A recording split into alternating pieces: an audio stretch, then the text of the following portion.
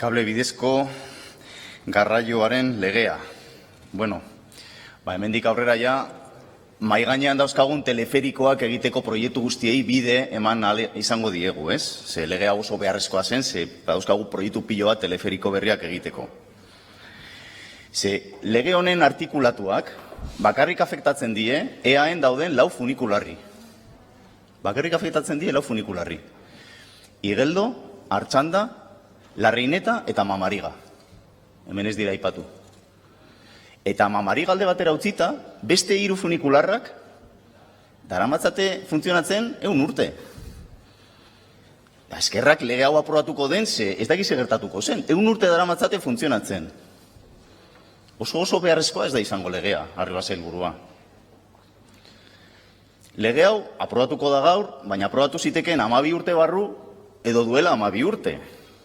Ze, duela 12 urte, hasi zen lege hau, legebiltzar honetatik pululatzen.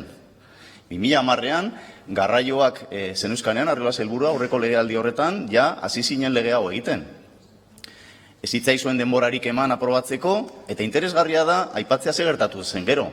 Ze, EAJ hartu zuenean garraioak, Oregi sailburuak, ez zuen, ez da behatz bat ere mugitu lege hau aurrera ateratzeko. Beraz, oso beharrezkoa ez da izango. Eta gero etorri zen Tapia sailburua, eta hartu zituenean garraioak egin zuen gauza bitxi bat. Egin zuen lege honen laburpen bat, eta sartu zuen beste lege batean kapitulo baten moduan. Mugikortasun jasangarriaren legean sartu zuen kapitulo bezala.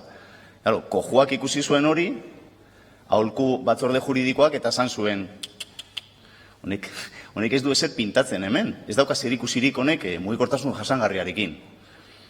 Eta gero zuek, 2020an, hartu legealdia hasi zenean, berriz ere, hartu zen duten 2010ko testura, eta hori da gaur aprobatuko dena aldaketa txiki batzuekin. Eta interesgarria da goratzea, zuk zeuk esan dezu, lege hau etzegoela kalendario juridikoan, Jaurlaritza honen kalendario juridikoan, beraz oso beharrezkoa ere ez da izango. Orduan, lege hau beharrezkoa ez bada, zergatik dauka interesa Jaurlaritzak lege hau aprobatzen. Zergatik aprobatu nahi du lege hau? Arazo bat daukalako, azpiegitura batzuekin, eta marroia pasa nahi dielako udalei. Nola arazoa ez duen konpontzen lortzen ez du, edo ja amore eman duen arazo horrekin, pasatzen dio marroia, pasatzen dio pardela, edo patata beroa beste batzuei. Eta horretarako da lege hau. Lege honek dauzka 38 artikulu, baina Jaurlaritzari interesatzen zaiona, ez dira artikuluak, dira xedapen gehigarriak. Daude 2 xedapen gehigarri, lehenengoan pasatzen zaizkio igogailu batzuk Bilboko udalari, eta bigarrenean funikular bat Donostiako udalari. Igogailuak esan dut, baina esan dut lehen artikulatuan bakarrik funikularrei aplikatzen zaiela legea. Eta hala da. Osea, lege honek esaten du igogailuak ez direla kable bidezko garraioak, baina gero egiten da salto mortal bat tirabuzoi hirukoitzarekin eta xedapen gehigarri batean pasatzen zaizkio kontzesioan dauden igogailuak Bilboko udalari. Uste dugu, benetan, gure ustez, EH Bilduren ustez, saiatzen ari zarete lege honekin arazo batzuk konpontzen, maila legislatiboan, maila ejekutiboan konpondu beharko zenituzketenak. Zergatik dauzkazue arazoak Bilboko 3 igogailurekin. Eta dira Arangoiti, Begoña eta Solokoetxe. Azteko, emakidak dauzkaten, konzesioak dauzkaten enpresekin arazoak dauzkazue. Epaitegietan egon zarete 3rekin. Hauaintxe bertan, Begoñakoarekin epaitegietan zaudete. Emakidak, Arangoitikoak oraindik falta zaizkio 31 urte. Begoñakoari falta zaizkio 20 urte, eta Solokoetxeri falta zaizkio 8 urte. Eta orain esaten diguzue, emakida horiek daudela ja estingitzen, edo suntxitzen, edo desegiten. Baina, karo, kontatu behar da, igogailu horiek itxita daudela, eta batzuk urte asko daramatzatela itxita.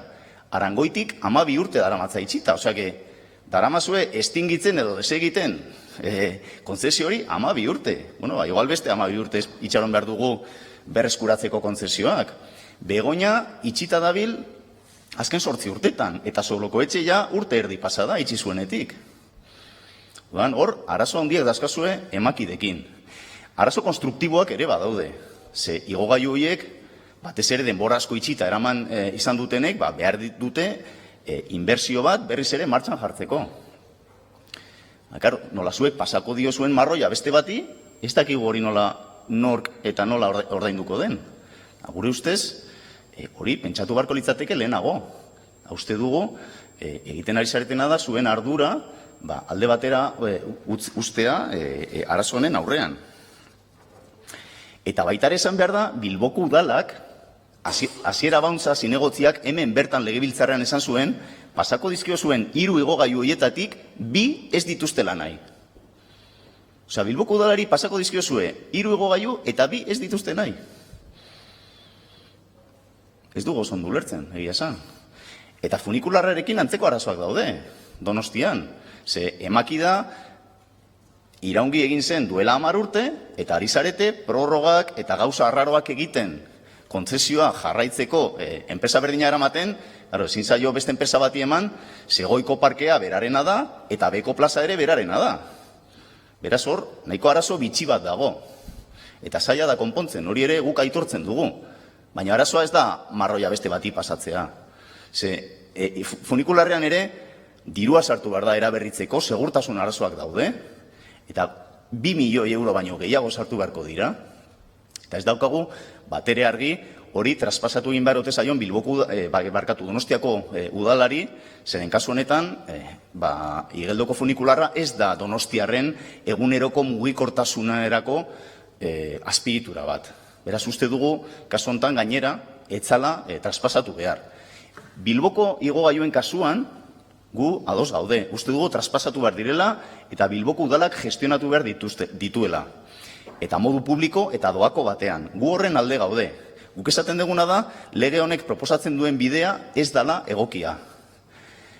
Bidea ez da modu unilateral batean, xedapen gehigarri batean, traspaso hori planteatzea, negoziatu gabe enpresa emakidunekin, berreskuratu gabe emakidak eta negoziatu gabe udalarekin nola ordainduko den berrikuntza. Guretzat eredua zein da? Duela 4 urte zuek zeuek egin zenutena, beste igogailu batekin. Bilboko Uribarriko Zumalakarregi kaleko igogailuarekin negoziatu egin zenuten Bilboko udalarekin, adostu zenuten ze terminotan pasatuko zion Jaurlaritzak udalari, eta gaur da eguna, zeinetan bilbotarrek disfrutatzen duten igogailu hori modu publiko batean eta doan, hori da eredua. Eta orduan, etzen legerik egin. Zizkiz da beharrezkoa lege bat hori egiteko. Berriz esaten dugu, uste dugu, eramaten ari zaretela maila legislatibo batera, benetan maila ejekutiboan konpondu beharreko arazo bat. Uste dugu, arazoak dauzkazuela gobernantza eredu moderno batekin, uste dugu, negoziatu egin beharko zenuketela, eta adostu, ze terminotan berreskuratzen diren 3 emakida, 4 emakida horiek, eta nola, gero, traspasatzen zaion udalari, adostu ondoren, nola ordainduko den, eraberritzeak. Ze, gauza bat, lege hau gaur aprobatuko da, baina bihar, Arangoitiko igogailuak jarraituko du itxita, Begoñako igogailuak jarraituko du itxita, Soloko etxeko igogailuak jarraituko du itxita, eta Igeldoko funikularrak jarraituko du funtzionatzen modu irregular batean. Beraz, gure ustez, hau ez da bidea, eta horregatik EH Bildutik kontra bozkatuko diogu lege honi.